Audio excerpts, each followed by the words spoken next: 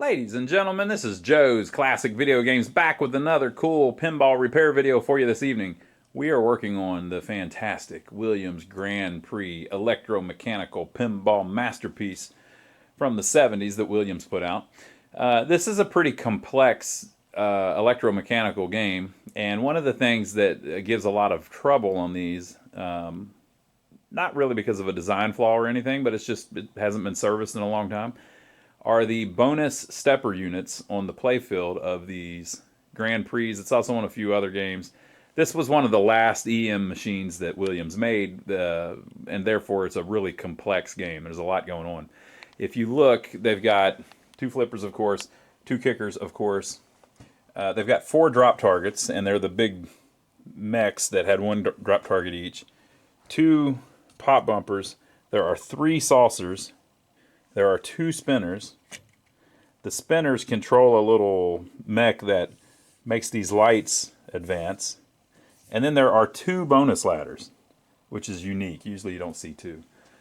You've also got this 1, 2, 3, 4 star thing and a piece of trash on the playfield. We haven't cleaned the playfield yet.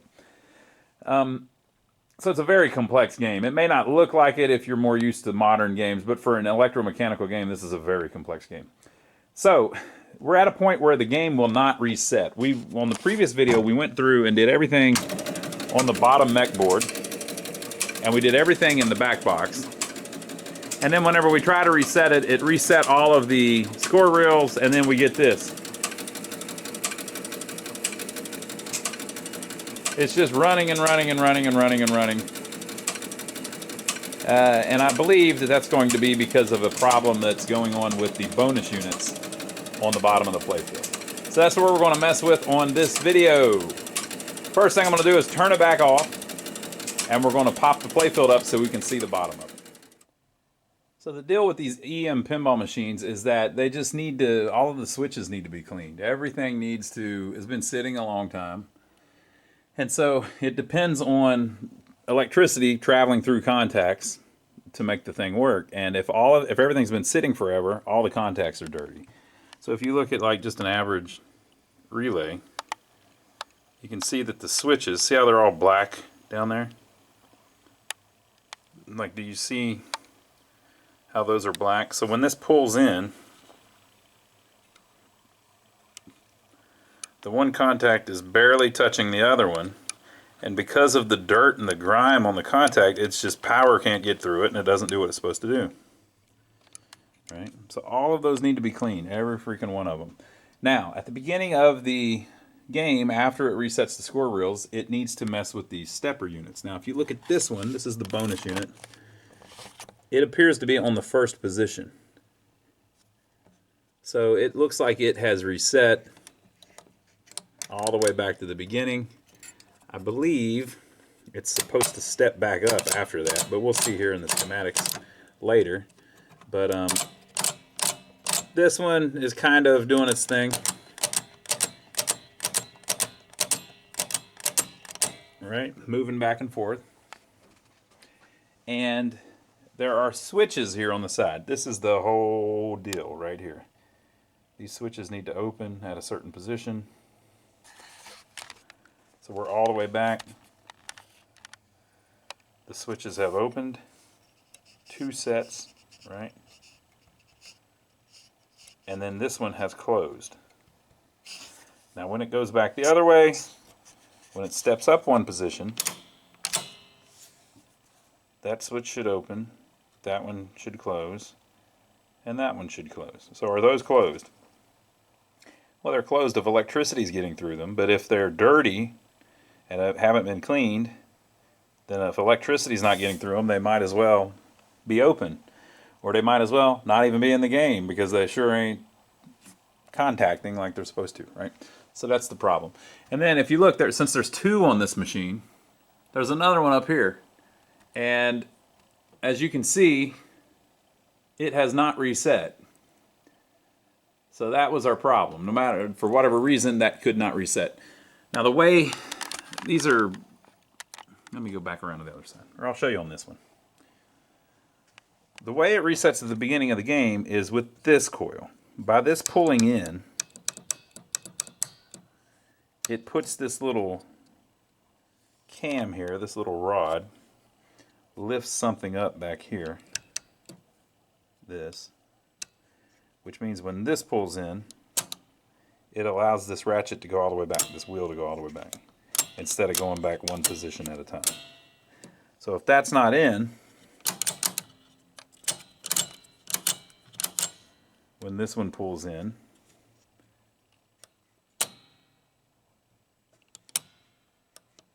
it only goes one step, right?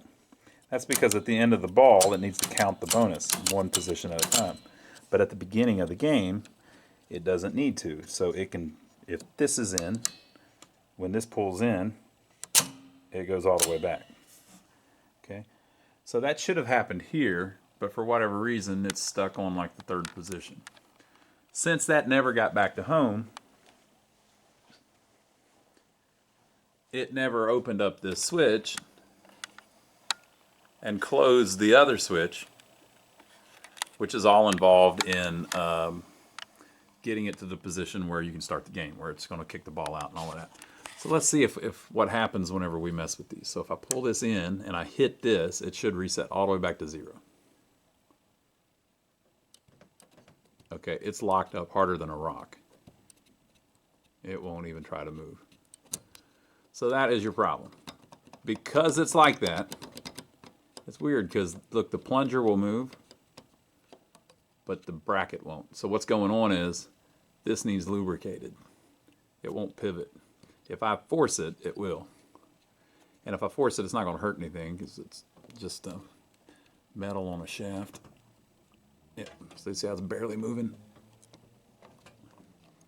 So that's stuck in that position now. Right? All of this is just gummed up. If you look too, it looks like, see the grease all over the wheel? It looks like somebody may have sprayed WD-40 on it. WD-40 is like evil. It's not meant to lubricate. WD-40 is a cleaner. It cleans really good. If you don't, it's a water displacement device, right? I'm not an expert on this stuff, but I do know about WD-40. WD-40 is a good cleaner. It's a great cleaner, actually, but you need to wipe it off after you're done with it. You're not supposed to use it to lubricate something, because what happens is after a while it dries, and whenever it dries, here's a perfect example. It dries rock hard. It's like glue. So spraying WD-40 on something, big no-no. So that's what's going on with this one. So the reason that it won't start up is largely because that stepper unit won't move the way it should, forward and backwards. Okay, but as you saw with like this relay that we were just messing with, it's probably not working right either, right? So on the first video, we went through all of these, cleaned and adjusted all of those switches, mainly cleaned. You don't want to adjust all of them unless they need it. And then we went through all these switches and all the score reels and all that. So if you didn't see that, go back and check out that video. All right, so the first thing I'm going to do, I'm going to start cleaning relays and get all that out of the way. We need to clean all the switches on all these relays, see if there's some kind of issue with them, get them all where I think they're working right. And then we need to replace all of the light bulbs, and we need all of this, and then we need to work on those stepper units. I was going to do a whole video on the stepper units and the bottom of the playfield on this machine because it's just such a complex machine. I thought that it deserved it. So I'll get started on some of that stuff, and then we'll look at those stepper units in a little bit more detail. All right, so we're about ready to do those. I went through and cleaned every switch. I replaced every light bulb. All right, so I'm going to lean this down so that we can mess with this locked up stepper unit. I'll just show you how simple they are to fix, and then we're going to look in the schematics so I can show you how they're supposed to work, what they're supposed to be doing, and why we're having the problem that we're having. It's one of the most complex little schematic areas that I've seen on these EMs, but we've covered this before in previous videos, but I figured we'd do it again since I keep having people message me about this. You also see the same setup on some of the other Williams games from this period. So the first thing we're going to do is break this nut loose on the side of it. It's a 7/16 nut. It's a little tricky because whenever you try to turn it, it's going to try to turn this, so you have to hold this stationary while you break the nut loose. But once you get it loose, you can take it off. And the little washer here.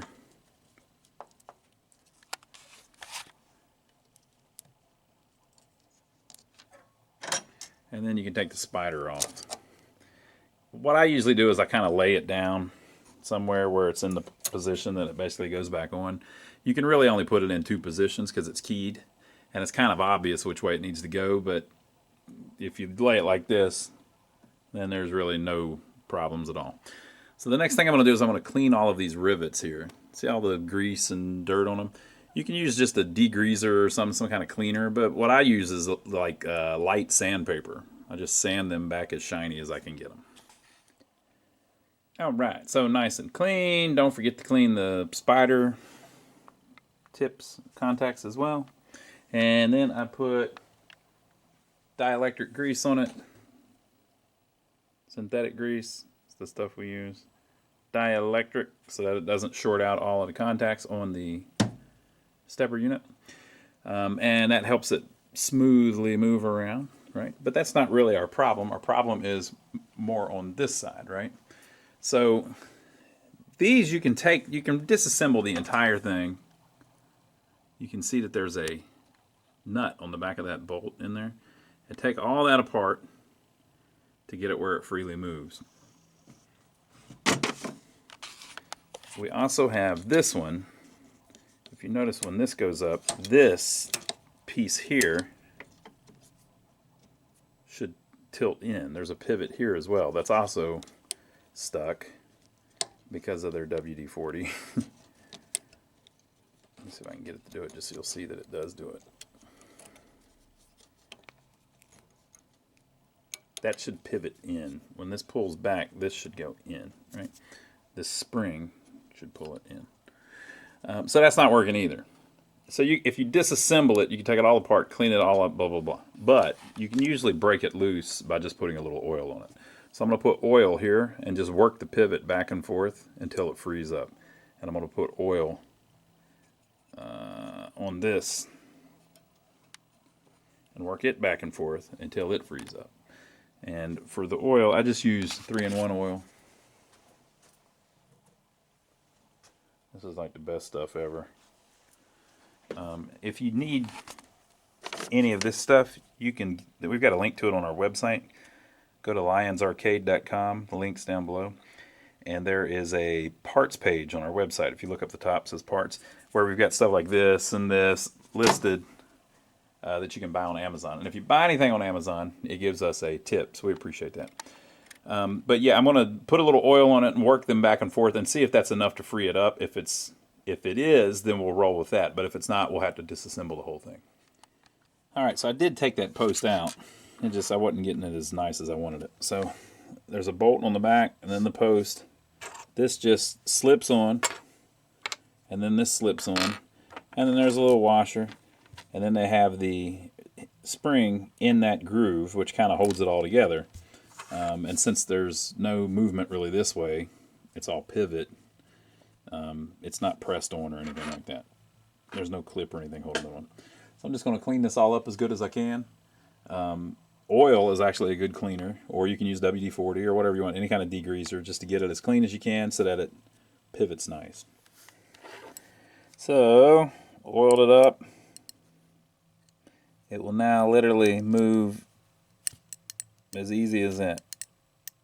And you need it kind of like that just so that it ratchets and does its thing properly. Alright, so I put the synthetic grease on it, put it all back together. Put the post back together, got all the springs back on it. I also removed this wheel and cleaned the inside of that bearing because the same thing, they had WD-40 sprayed on it. Okay, so it should, looks like we're at, are we at the home position? Yes, we're all the way at home. So it has opened the switch and closed that switch plus opened the switch. See how it can go either way?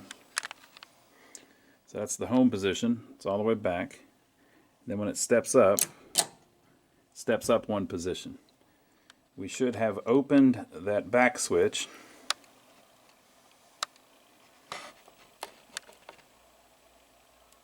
It is, but it's pretty close. We'll have to adjust that. So it's open. And it should have closed that switch, and then it should have closed that one. And that's what's happened. All right, those switches are very important to how it works. And then it continuously will step up. It eventually gets to a spot on the wheel there that is, there's no teeth. And it does that on purpose so that it can only go a certain amount of steps. And then if this one were to pull in, it would go backwards one position at a time. That's how it scores the bonus. However, if this one is in, it goes all the way back. So without it being able to do that, the game can never start up. So let me show you on the schematics why. All right, so when the game over relay is tripped because the game is over, when the coin relay pulls in, it provides power from here through the coin relay, through the game over relay, and turns on the reset relay. And then as the score motor turns, it turns on the number 1, the number 2, and the number 3 reset relays. That's the ones, if you watch the previous video, that were all chattering, going back and forth, trying to get the score reels to reset.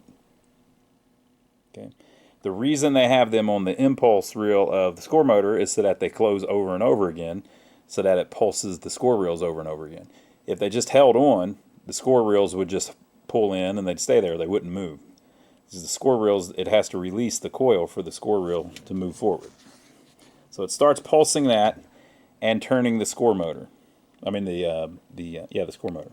So the score motor will continue to turn as long as any of these switches are closed. The coin relay, the 500 point relay, the 10 cent relay, the target relay, the eject relay, the left bonus relay, the out hole relay, the reset relay, the index relay, the index position on the score motor, the bonus relay, and then the top eject relay, and the 25 cent relay. All of these switches, if any of those relays are on, the score motor will continue to turn. And that's pretty common. That's just how the machines work.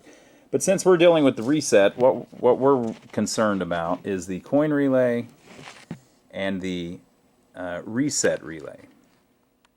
So the coin relay is going to be pulled in anytime any of these switches close. It just depends on how the credits are set up. The 5 cent coin switch can do it. The 10 cent coin switch can do it through a specific jack, etc., etc. But basically, as you put coins in it, it's going to pull in the coin relay. So you might think, well, what happens if you hit the start button and you've got credits on it? Well, that's right here, the credit button switch.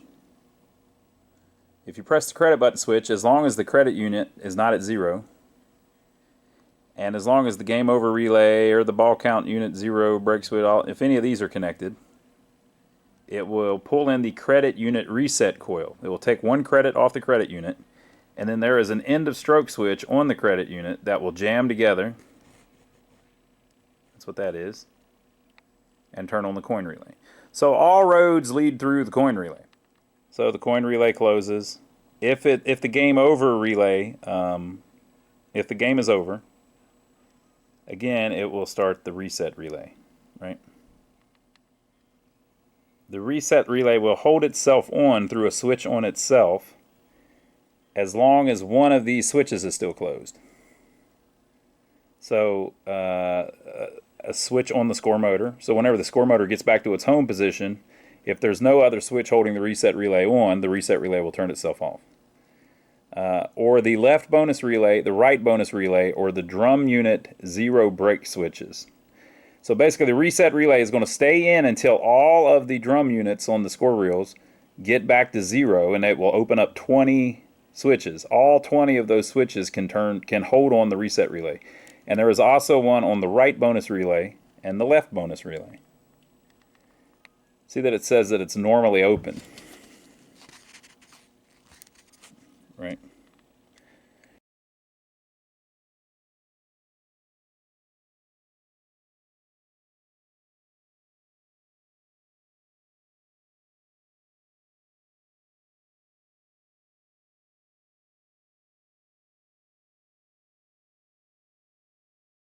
This is drawn as if there is a ball in, the first ball is in play. So you're sitting there waiting on the ball is in the shooter lane, the game has started, everything is reset, and that's how this is drawn.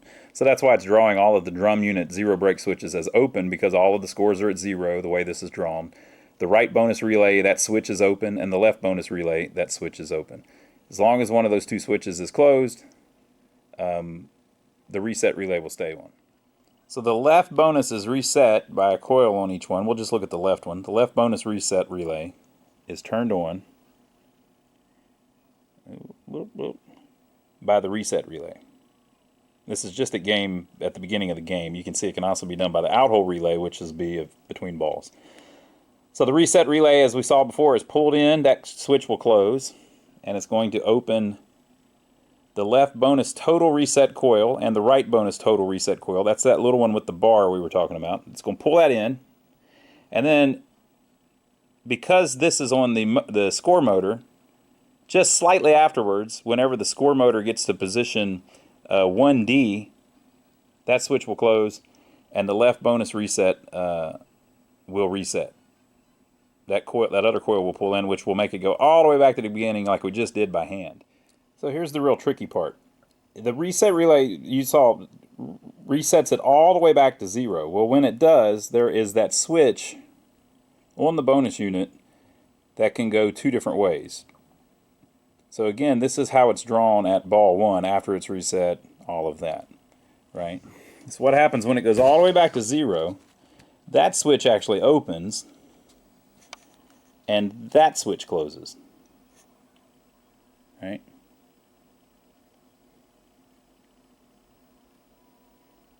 If the ball is in the out hole,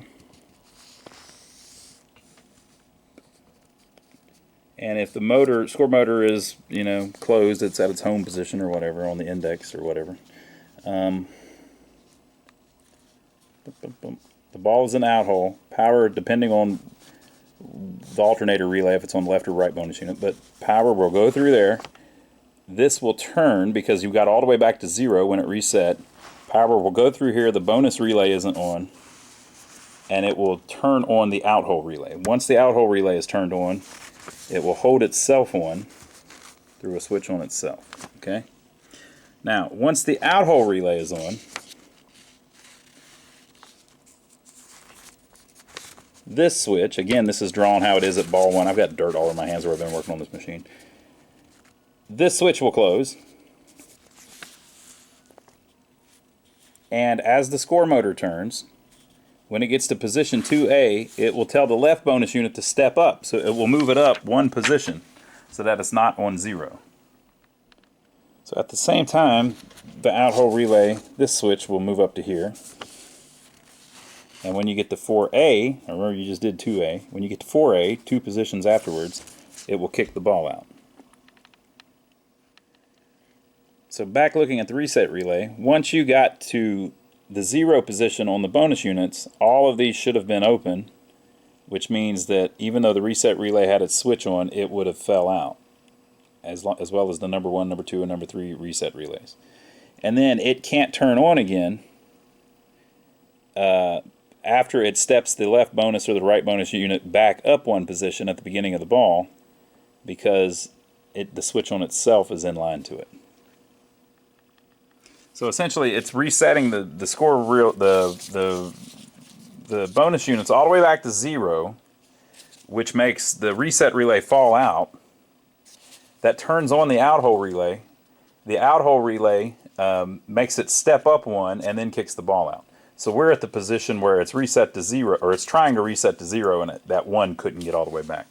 So hopefully, if we try to start it now, it will reset to 0 and kick the ball out. Alright, so let's see if it'll finally give us a little reset action. I'm going to hit start. We'll see what happens. We basically want it to reset all of the score reels and then kick the ball out.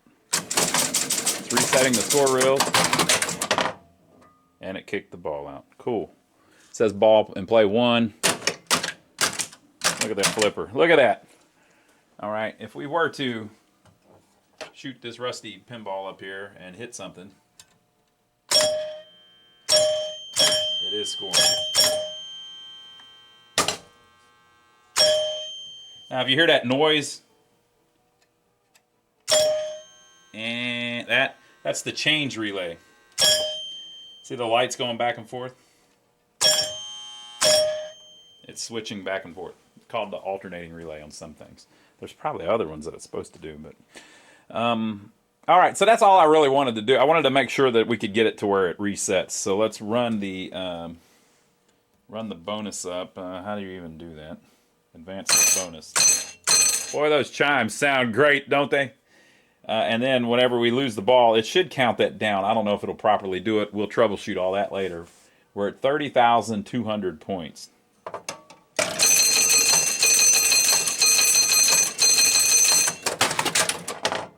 So it gave me 40,000 points. We may have had double bonus one lit. I don't know. I didn't pay attention.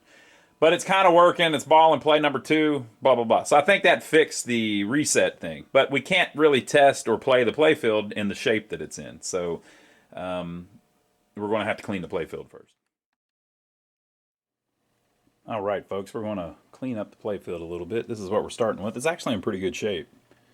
A little bit of kick-out hole wear there on the left and there on the right.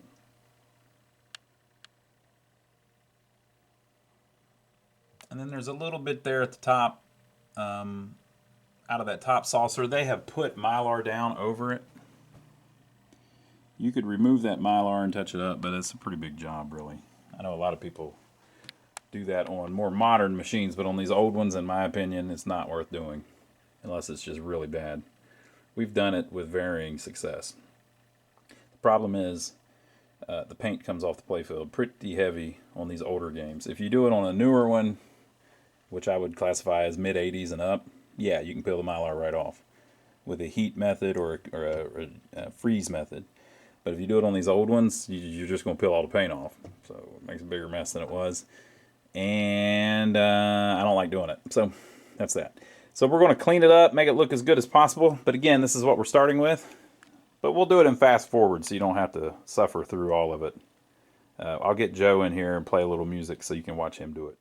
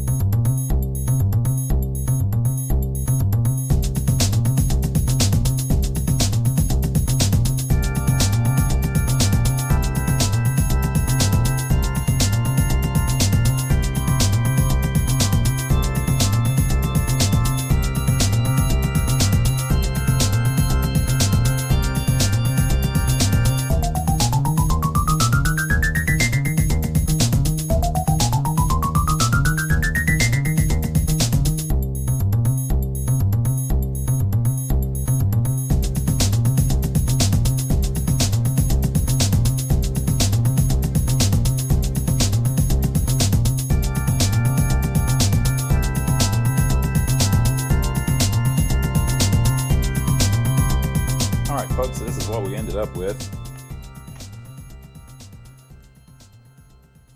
Flippers are a little out of line. Got to mess with that. And they're dragging. Got to mess with that. Thing came out pretty clean though. I mean, such a cool looking game too.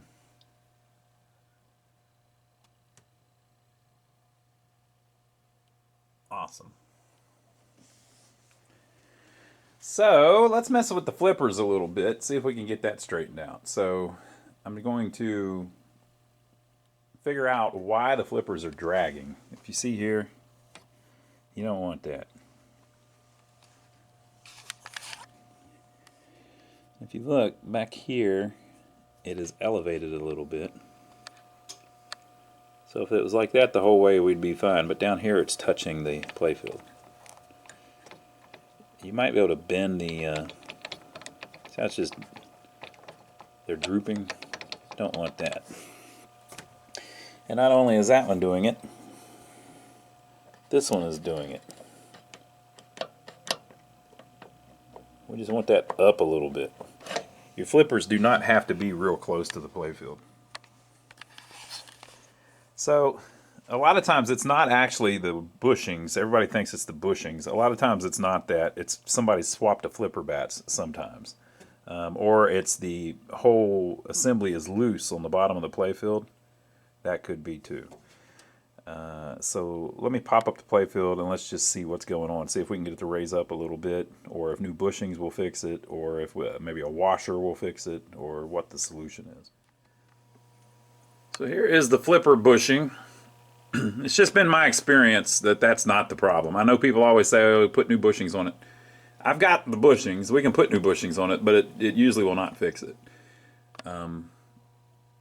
We can take one off just to make sure, but what I'll do is I'll remove this right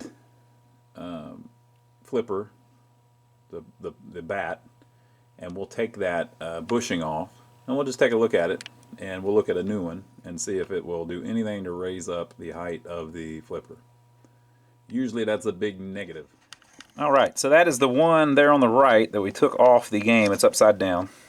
And that is the one there on the left that's a brand new one. So you can see a brand new bushing is the exact same height above the playfield. You're looking at the bottom now because the playfield would be the wood here basically. A brand new bushing is the exact same height. It's more, people say stuff online, you know, I've had people correct me and everything. They have no clue what they're talking about. It's like, that new one is not going to raise that flipper up enough that it's not going to drag. It's just, you know, I've got an entire bag of different flipper bushings because they never fix the problem. Okay, so what is the problem? This thing is a little bit bent. That's part of the problem. If you look, it's not square. It's not a 90-degree angle. It's kind of hard to see it, but it's not. You could, ironically, you could see it the best on the playfield. So you can bend this back a little bit, but the easiest way to fix it is to put a little washer right here. This little hip sticks up above the playfield, this piece, and the flipper sits on it like that. And by the way, this is just on old flippers. For newer flippers, you don't have this issue. This is for old Williams and Bally flippers. So you see what's going on there, right? So what I do, or what you can do, is you put a little washer in there so that it sits like that. And you just effectively increase the height of the flipper above the playfield by the distance of a washer. So that's a pretty effective way to do it, in my opinion. And you can put the new bushing on there too, especially since you got it apart. Why not? They're like $1. And so, if we put the new bushing on, I mean, it works exactly the same. I'll put the washer on it and the new bushing, and then we can see. Now, the only way this would work is if you had just the perfect washer. It would have to be big enough on the inside diameter that it would go across the shaft of the flipper, but small enough on the outside diameter that it wouldn't hit the plastic of the flipper. Look at that. Check that out. Perfect. All right, so brand new bushing over here and a washer. Look at that. Look at that. That's not going to touch now. And then on this side, I left the original bushing and put the washer. Exactly the same. They're the same height above the playfield. Okay, and then I took them off and I readjusted them. And when you take yours off, you'll notice that there's a worn spot where it's been attached with that little set screw. It'll make an indentation in the divot. And whenever you go to move it just slightly, what'll happen is that set screw will recenter back in that divot and move it back to exactly where it was. So the way you can get around that is if you swap the sides. Like this is the one that was over there and that's the one that was over there. They look like they're crooked, but they're actually not. If you look at them compared to the way I line them up, and you can do it the way you want to do it. If you don't like this, do it your way. The way this lines up, the ball you want to roll right onto the flipper. You want it to be straight. Right? And so on this side, same thing. The ball roll right onto the flipper. And you'll notice too that there is a little bit of play in the flippers. I'm trying to get dirt all over them. See how they move down just a little bit?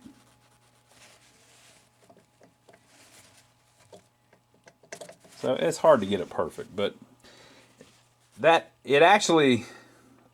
look like they're off center, but it's because of these. These bars are off center. Can you see?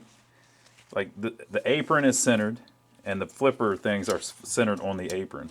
But you've got these two bars that are slightly different. So it makes it look like they're crooked and shit, right?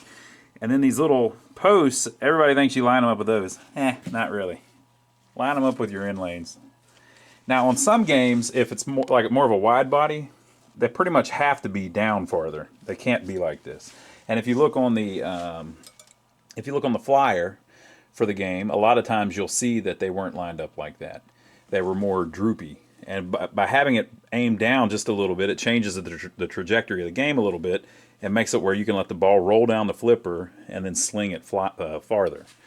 I don't like them like that. I like them in line with the end lanes, which is more how modern pinballs are. Let's look at the flyer and see how this one was originally. Well, the flyer doesn't show a close-up of the playfield, but if you look very carefully, it appears to me that it's lined up exactly like I got it lined up. The end lane just goes straight down the flipper. So you might say, oh, they're all like that. You would think that they'd all be like that. This is a Williams Flash, and this is the flyer, and you can clearly see that it's drooping. They've got it adjusted where they hang just a little bit, so the ball rolls off and rolls down the flipper a little bit, right? And that's just a couple years different from this one. This is Williams Stellar Wars. I almost said Sterile Wars. That was the pandemic a few years ago, isn't it? But you can see on this one, the ball rolls down is much farther down because it's a wide body, so they want to give it a little more room to be able to throw that ball out a little bit more. So it's going to play completely different than one with the flipper up just a little bit. Williams Tri-Zone, look how they look completely crooked compared to the apron just because of the way that the little ball guides above it are. And again, same thing. Now it's minor, but it's there whenever the ball rolls off. Now remember, this is tapered, so it's going to come down too, but the ball is rolling down onto the flipper. So an extreme example is Flight 2000, different company of course, but look at that one. It's a wide body, the ball rolls off. Look how far down they've got the flippers adjusted from the factory in the factory photo on the flyer. So it really just depends on the game. Each one of them's a little bit different. I just try to set it up. I like to put them where they're in line, but I did find on Flight 2000 if you did that, it made it a lot harder to play. So you know, I guess the best thing to do is to go by the flyer. All right, folks. So that's enough fun for one day. I've got to of course we have to test play it and troubleshoot everything that doesn't work properly. I think everything's cool though. I'm sure we'll run into something. And I've got to work on the back glass or the back box just a little bit. We're not doing that much cosmetic stuff to it. I don't even know if we're going to take that duct tape off. The customer's going to handle that stuff. But the zeros are missing on the score reels, and there's a bunch of lights out. And he mentioned something about adding a light behind one of the buildings. I don't know what that's about, but apparently there's some kind of mod that somebody did online. We'll figure out what that is and add it in for him. And we'll do that on the next video. So, if you enjoy these Grand Prix videos, it is one of Williams' most complex games ever. We've done them before, though. So check out this video of another Grand Prix video. We'll see you on the next one. Hope you enjoyed it.